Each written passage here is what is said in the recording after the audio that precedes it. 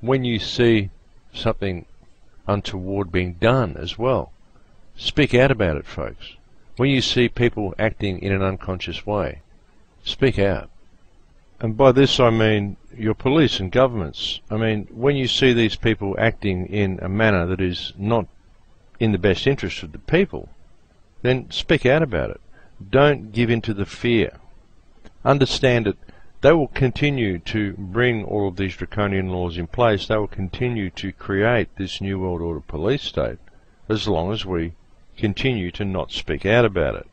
But just do it in the right way. Don't succumb to groupthink. There's no point going and having riots and protests. Just simply say no. Just simply don't comply with these laws, with these rules that they're putting in place. I don't know, folks. We just have to stand up to these people. And the way to do that, as I've often said, is through public awareness. So again, we come back to the importance of waking people up. But as I've tried to show you in this show, it's important that people find this information empowering, because really it is empowering, but you just have to look at it from the correct perspective. It's easy to get scared. It's easy to succumb to one's fear of the unknown. It's easy to fall into shock when people find out just how much they've been lied to about reality, about the global situation, about everything, about global warming, about ancient history, everything, folks. There isn't anything that our governments have told us that is actually true. That's simply not the job of government. So it does come as quite a shock to people. And this is why the information really does need to be presented in a positive and empowering fashion. And this is why I always say that the best thing to do is to lead by example. Sure, there are a lot of good points to a lot of religions. There are a lot of good points to the New Age movement. But none of the paths that people are attempting to take in their search for salvation and unity, ultimately none of these paths will lead anywhere until people gain an understanding of the manipulation of self via the use of false ego, and until they gain an understanding of how to interface with the energy field that they are all part of, that we are all part of, that everything is part of. Understanding that reality truly does exist as above and so below, folks. It is a fractal reality. And in the center of the reality that goes infinitely above and infinitely below, humankind is the vector. We're at the very center of this reality. And everything we say and everything we do and all of our intentions and all of our emotions affect reality on every level, above and below. Because we are all part of the whole. We are all part of the one single consciousness. As soon as we learn to connect with each other, as soon as we truly understand and embrace the oneness that is all of creation, then the consciousness that is humanity, the consciousness that is this universe that is manifest as each soul in projection, each frequency of that consciousness manifested as each soul in projection, each of which is simply an observation point for the universe to observe itself.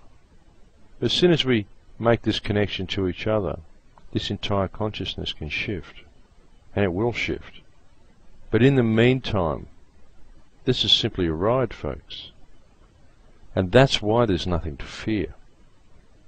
There's a lot of bad stuff being created by certain frequencies in the consciousness, but the world they are attempting to create will ultimately fail. Because the world they are attempting to create is not in any way sustainable. It may be created for a while, but it will just be a temporary thing.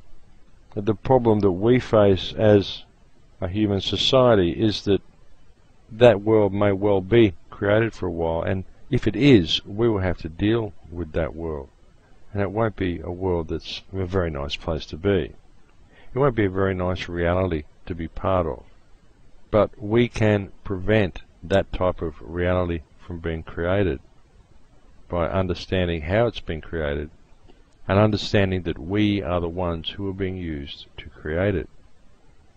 And the way to fix it, folks, the way to prevent it from ever being created at all, is to connect with each other. No guns, no revolution. We don't need any of that stuff. All we need to do is connect with each other. If everybody did this, it's game over. The consciousness shifts and we return to self. It's so simple, really, and it's so much in everybody's face that people simply can't see the forest for the trees.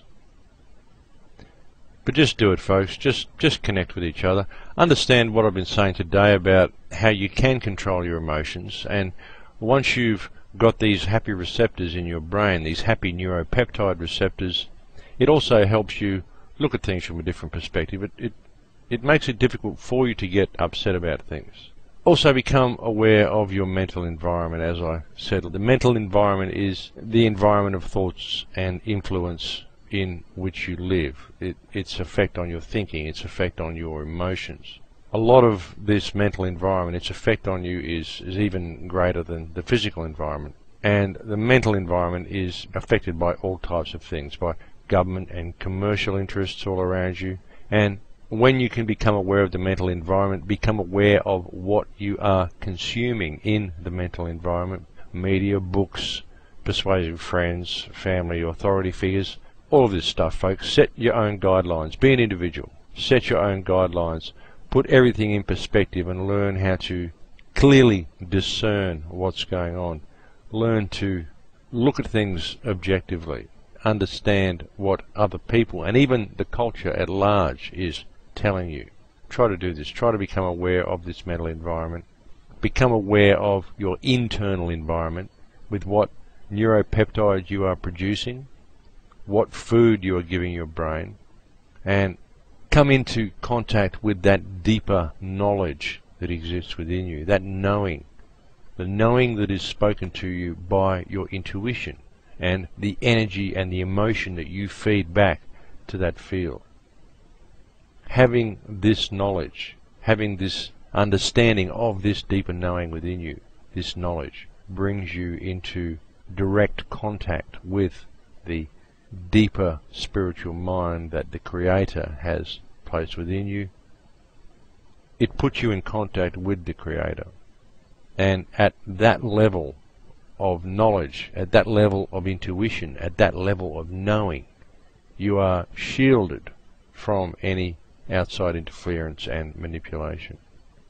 It is within that knowledge that you will discover your greater spiritual purpose and the true reason for you projecting your consciousness into the world at this time. The true reason that you are right here and right now. I believe that all of us have chosen to be here for this shift.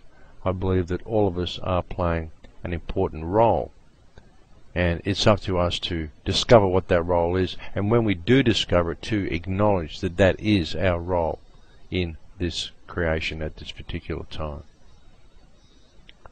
Well, that's pretty well it for the show for me today, folks. That's pretty well the end of the show. Again, I thank you all for visiting thecrowhouse.com and for your continued support.